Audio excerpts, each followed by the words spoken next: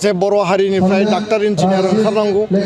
APSC UPSC civil सार्भिसाव IAS IPS ACS APS ओंखारनांगौ professor ओंखारनांगौ केरानि अफिसार ओंखारनांगौ आरो बे थांखिखौनो लानानै बयबो बिमा बिफाया जि मोनसे जोथोन आरो आदर्शनि गेजेरजों गावबा गावनि गथ'खौ सुबुं धोन आरो मोजां बेक्ति खालामनो थाखाय जिखिनि नाजानाय आरो गावबा गावनि गोथौ आरो माने परिश्रमनि गेजेरजों दिनै जायफोरा APSC आव साक्सेस जाबाय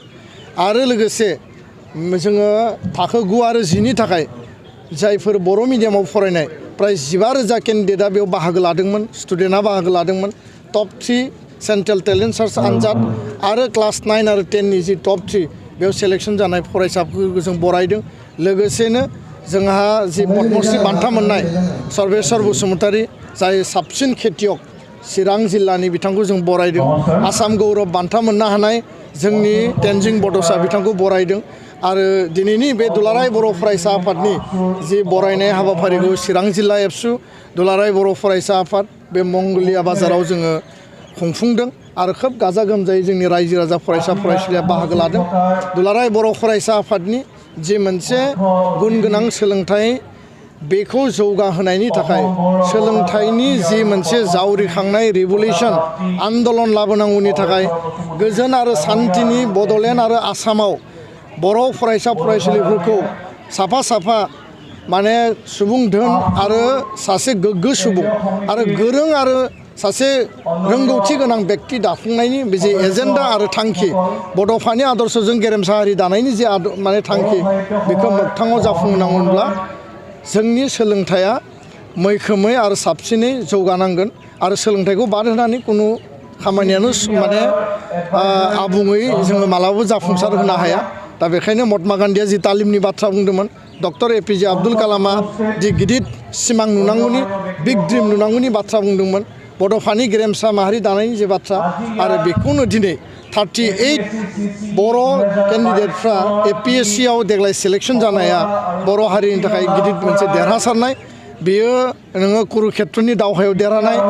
बा नोङो सरायघाटनि दावहायाव जेरै देरहानाय बे एखे दावहायाव देरहासारनानै जेरै गोजोननाय मोनो एखे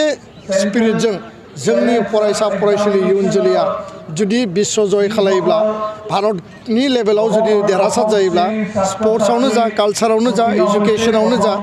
आरो जुदि आसाम नाङै कम्पिटिटिभ एग्जामाव सिभिल सार्भिसाव मेडिकेल इन्जिनियारिंआव जुदि मासि आवग्रिनो हायोब्ला बयबो बर' हारिनि माने बिखाया जेब्लाबो माने गोजौ जायो गोग्गानाय मोनो आरो जोङो हारि हिसाबै गावखौनो माने जि मोनसे जोंनि जि आत्ममर्यादा बेखौ जों जेब्लाबो जाफुंसारदों होननानै जों साननो हायो दा बेखायनो बे जोङो बरायबाय फैबाय थानाय समाव दानि आथिखालनि इयुन जोलैया बिनिख्रुइ साबसिन नाजागोन आरो टेलेन्ट सार्च आनजाद खुंनायनि गेजेरजों जोंनि फरायसा फरायसुलिफोरखौ बर' मिडियामाव साबसिन रिजाल्ट खालामनायनि थाखाय जोङो बिथांमोनखौ एनकारेज खालामदों फैबाय थानाय 2024नि मेट्रिक आनजादाव जाय बर' मिडियामनिफ्राय टप 10 7 स्टेन्ड खालामनो हागोन बेनो जों 1 लाख रां दान बान्था बावगोन बेयाव जुदि साबा फैयोब्लाबो 10 जन फैयोब्लाबो जोङो एजुकेशन जि फान्ड एबसुआ जि तयार खालामो बेनिफ्राय जोङो होनो थाखाय जोङो रेडि दा बेखायनो बयखौबो गोग्गो सोलोंथाइ गुन गोनां सोलोंथाइ लानायाव बाहागो लानो खावलायबाय बावसोमनो खावलायबाय गार्जेन फोरोंगिरि बयबो बे दुलाराय बर' फरायसा आफादनि मिशनाव बयबो जाहाथे बाहागो लागोन आं बेखौनो खावलायनानै फोजोबबाय गोजोन्थों।